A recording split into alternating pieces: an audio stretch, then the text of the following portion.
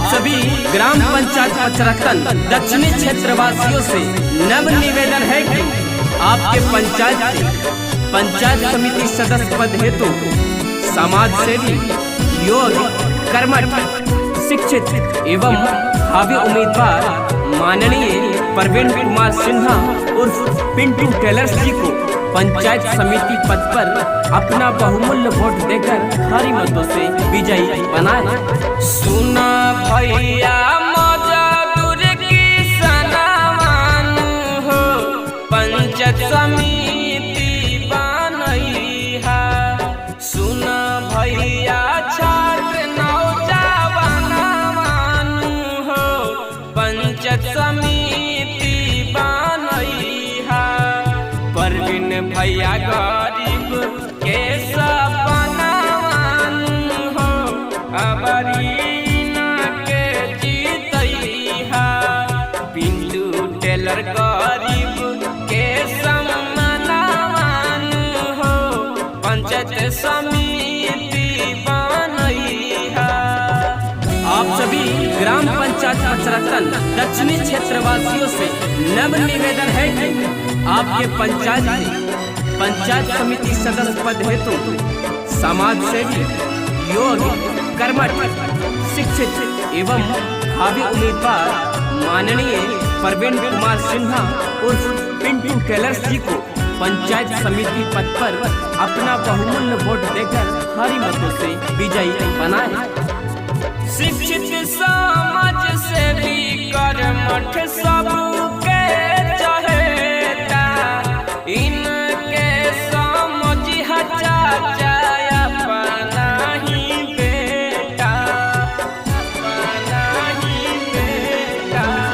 शिक्षित समाज सेवी कर्मठ सबके चहेता। इनके समझिहा दादा घरवा के बेटा। पूरा करी है पंचायत के सपनावान हो पंचायत समिति बनैहा। पूरा करी है पचरत्तन के सपनावान हो पंचायत समिति बनैहा। प्रवीण भैया गरीब के सम्मानवान हो अबरीना के जीतैहा। पिंटू टेलर गरीब के लालनवान हो अबरीना के जीतैहा।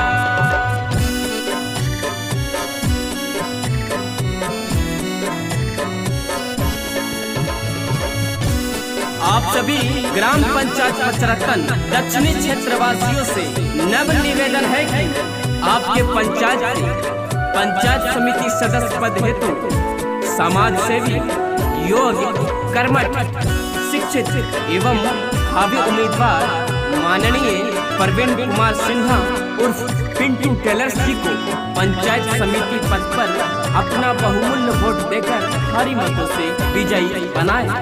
पचरत्तन पंचायत में बहल बहावा। प्रवीण भैया समिति पद पर जीते के कहिले दावा, जीते के कहिले दावा। पचरत्तन पंचायत में बहल बहावा। पिंटू टेलर समिति पद पर जीते के कहिले दावा। साथ दीहा जनता जानर धनवान हो अबरीना के जीतैहा। बुथावा पर रखिहा ध्यानवान हो अबकीना के जीतैहा। प्रवीण भैया गरीब के सपनावान हो पंचायत समिति बनैहा। पिंटू भैया गरीब के